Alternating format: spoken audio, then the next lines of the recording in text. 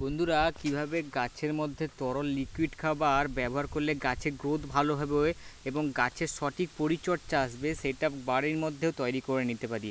খুব সহজে ঘরোয়া পদ্ধতিতে বাড়িতে এগুলো তৈরি করা যাবে। তাই ভিডিওটা শেষ পর্যন্ত দেখার অনুরোধ থাকলো এবং পাশে থাকার জন্য। বাড়িতে যে কোনো প্রকারের চায়ের পাতা থাকলে সেটা গাছের মধ্যে গ্রোথও ভালো হয় এবং এই গাছের চায়ের পাতার রস দিয়েই গাছের গ্রোথের জন্য খুবই উপকারী। কারণ এখানে থাকে পটাশিয়াম আর ইউরিয়া অক্সাইড নামে একটি প্রোডাকশান অ্যাসিড, যা খুব গাছের জন্য খুবই উপকারিতা।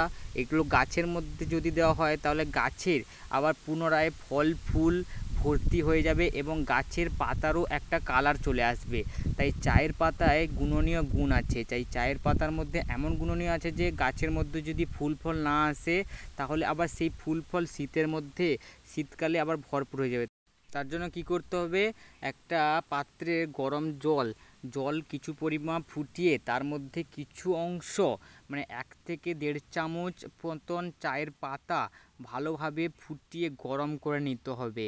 এবং ওই গরমীয় অংশ ওই চায়ের পাতা মিনিমাম 1 থেকে 1.5 ঘন্টা দেওয়ার পর ওই গরমীয় অংশ থেকে খাঁটি লেবু জাতীয় একটা জিনিস, সেখানে পটাশিয়ামের মতন ক্ষারীয় ভাব আছে, সেই লেবুর রস হাফটা পুরো ভালোভাবে ওই চায়ের পাতায় জৈব রাসায়নিক সারের মধ্যে ভালোভাবে নিংড়ে দিতে হবে, যাতে পুরো পাতিলেবুর একটা ভাব থাকে না, পাতিলেবু থাকলে গাছের মধ্যে পটাশিয়াম ইউরিয়া অক্সাইড ব্যবহৃত হয়ে থাকে এবং সেই লেবুটা গাছের মধ্যে দিলেই খুবই উপকারিতা হয়। তাই চায়ের পাতার মধ্যে ওই হাফ অংশ লেবুটাকে দেওয়ার পর ওই হাফ অংশ লেবুটা উঠিয়ে নিয়ে তার থেকে অতিরিক্ত জল হাফ বালতি মতন জল নিতে হবে, তার থেকে বেশি পরিমাপে।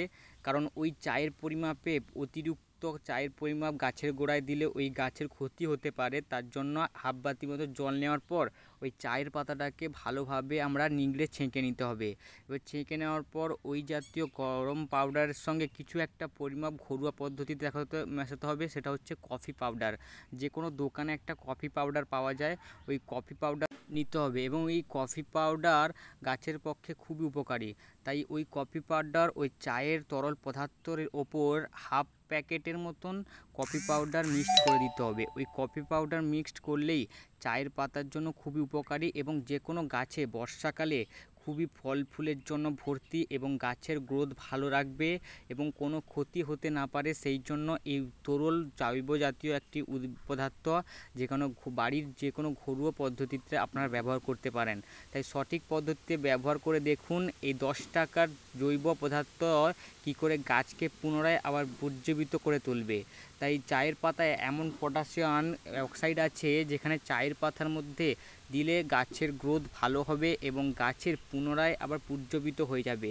তাই গাছে যদি ফুল ফলে না ভর্তি হয়ে যায় আবার পুনরায় ফল ফুলেই ভর্তি হয়ে যেতে পারে গাছের ফল ফুল।